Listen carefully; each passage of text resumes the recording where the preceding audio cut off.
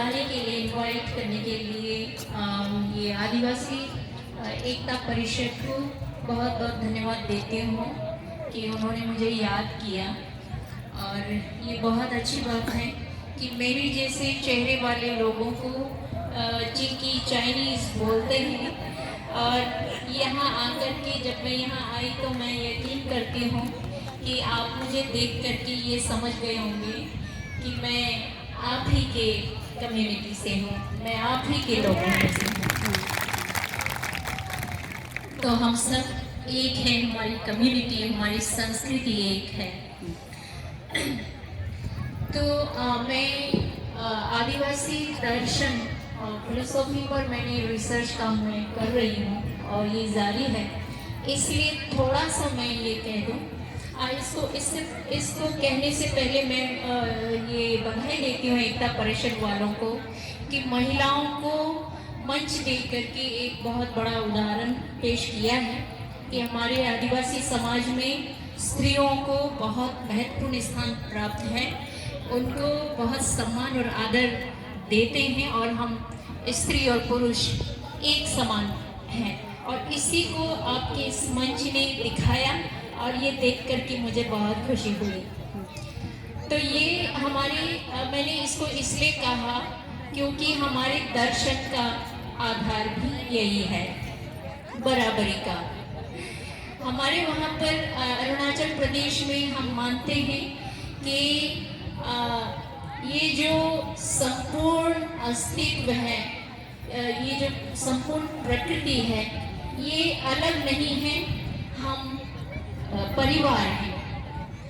ये चांद तारे, ये ज़मीन, ये नदी पहाड़, हम अलग अलग नहीं हैं, हम एक हैं। इसको देखने के हमारे बहुत सारे सोर्स होते हैं, तरीके होते हैं।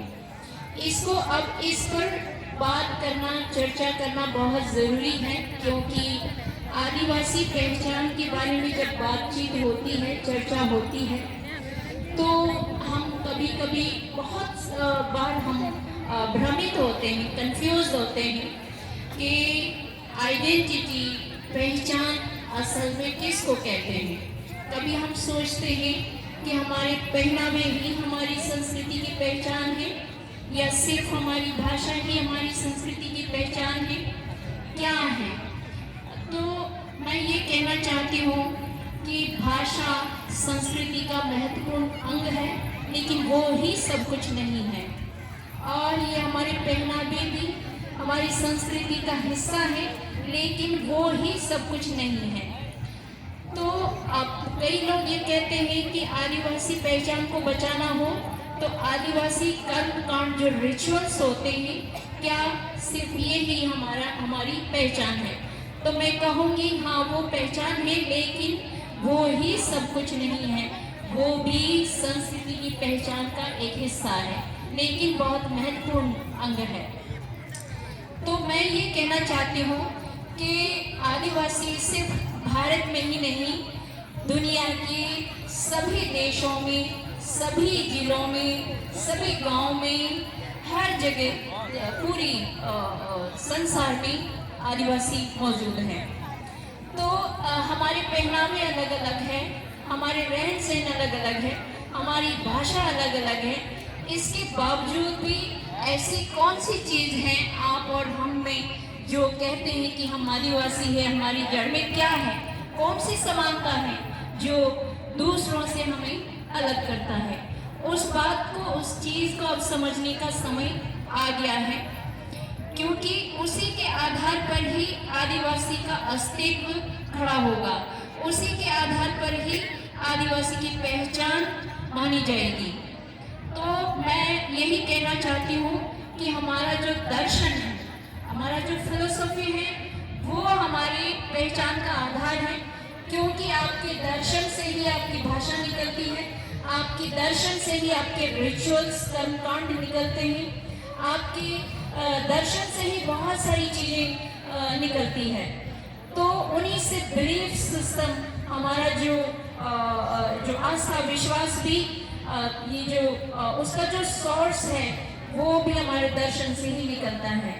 तो इसीलिए दर्शन हम अलग अलग अफ्रीका में रहो या अमेरिकन ट्राइबल कहो या भारतीय आदिवासी कहो, लेकिन हमारा दर्शन एक होता है।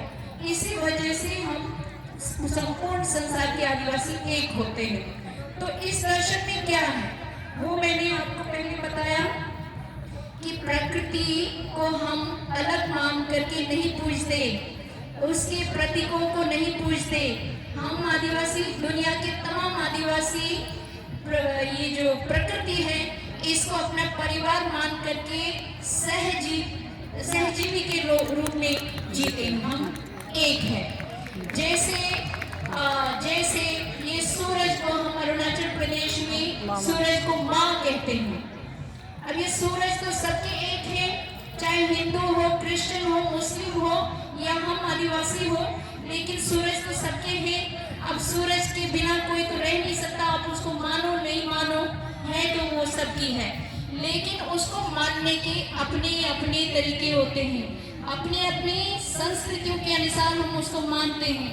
इसीलिए आप भी सूरज को मानते हैं, हम भी सूरज को मानते हैं, इसलिए हम एक है, ऐसा भी मत चले जाइए। आपको समझने की जरूरत है। आप भी मानते हैं, अच्छी बात है, लेकिन हम अपने पूर्वजों की ज्ञान धारा के अनुसार मानते हैं और हम अपने तरीके से मानते हैं। और इन अलग अलग तरीकों का, इन विभिन्नताओं का बचना जरूरी है और इसी विभिन्नता से ही हमारी पहचान बनती है। मैं ये कहना चाहती हूँ कि भगवान के नाम पर, ईश्वरों के नाम पर, मंदिर मस्जिदों के नाम पर, गिरजा के नाम पर, उनके धर्म ग्रंथ के नाम पर आप इतना बड़ा सौदा मत कर लीजिए, अपने आप को मत दे दीजिए। तो अपनी पहचान के साथ रहें। और बहुत लोग हैं जो कहते हैं कि मैं कहना तो नहीं चाहती हूँ, लेकिन आप भी जानते हैं, हम भी जानते हैं, हकीकत यह है कि जब हम धर्म परिवर्तन करते हैं तो बहुत सी चीजें बदल भी जाती है। जैसे मान लीजिए ईसाई बन जाते हैं आप, तो आप जिस दिन ईसाई बनते हैं आपको कन्वर्ट किया जाता है, तो उसी वक्त आपका नाम बदल दिया जाता है कि नहीं? आपका नाम बदल जाता है। जैसे मान लीजिए मेरा नाम यालम है और मैं ईसाई बन जाऊं तो मेरा नाम मेरी या कोई और एक नाम कर दिया। ये खराब नहीं है, अच्छी बात है, सुंदर है, लेकिन आदिवासियों के लिए ये खतरनाक है। वो इसलिए क्योंकि नाम बदलने का मतलब है हमारी पहचान हमारे नाम से शुरू होती है। किसी की भी पहचान आपके नाम से शुरू होती है। जब आपका नाम ही अपनी भाषा में नहीं है, आपने अपनी भाषा के शब्द को छोड़ दिया है, इसका सीधा अर्थ है कि आपने अपनी भाषा को छोड़ दिया और आपके मन में उसके प्रति सम्मान का भाव नहीं है। और अपने पूर्वजों की जो ज्ञान धारा है वो हमारी भाषा में है, हमारे दर्शन में है, हमारा इतिहास हमारी भाषा में है। यदि आप अपना नाम बदलते हैं तो इसका सीधा अर्थ है कि आपने अपनी संस्कृति को छोड़ दिया। इसलिए मैं यही कहना चाहती हूँ कि आपको कोई अच्छा लगे वो सब ठीक है, लेकिन अपनी भाषा, अपनी संस्कृति, अपनी पहचान को न छोड़ें।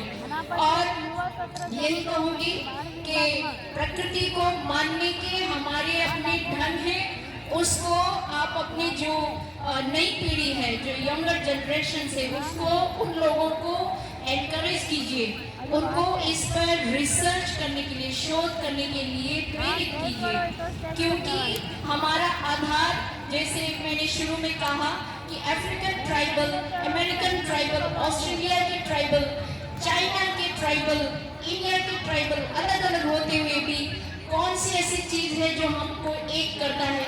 वो हमारा दर्शन है। इसीलिए उस दर्शन पर रिसर्च करने के लिए, शोध करने के लिए अपने बच्चों को आप प्रेरित करें। तो ये मैं महिलाओं को जो मंच दिया गया है, यहाँ से खड़ी होकर कह रही हूँ कि हमारी जो आदिवासी महिलाएं जब हक अन्याय की बात करती हैं तो सिर्फ और सिर्फ महिला अधिकार की बात नहीं करती, वे संपूर्ण समाज, संपूर्ण दुनिया के लिए बात करती हो। इसलिए क्योंकि हमारा समाज हमको वो महत्व देता है। अगर हम अपने समाज में ऐसे ही सर उठा के बात करते हैं, इसका ये अर्थ है कि हमारे आदिवासी समाज के पुरुष बहुत समझदार और अच्छे हैं।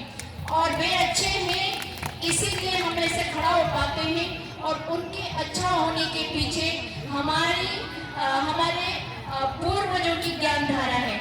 इसीलिए हमको अपनी संस्कृति का सम्मान करना है, अपनी पहचान का सम्मान करना है। इसी के साथ मैं अपनी बात समाप्त करती हूँ। मुझे मौका देने के लिए बहुत बहुत धन्यवाद। जोहार। जोहार, जय आदिवासी, बहुत बहुत धन्यवाद।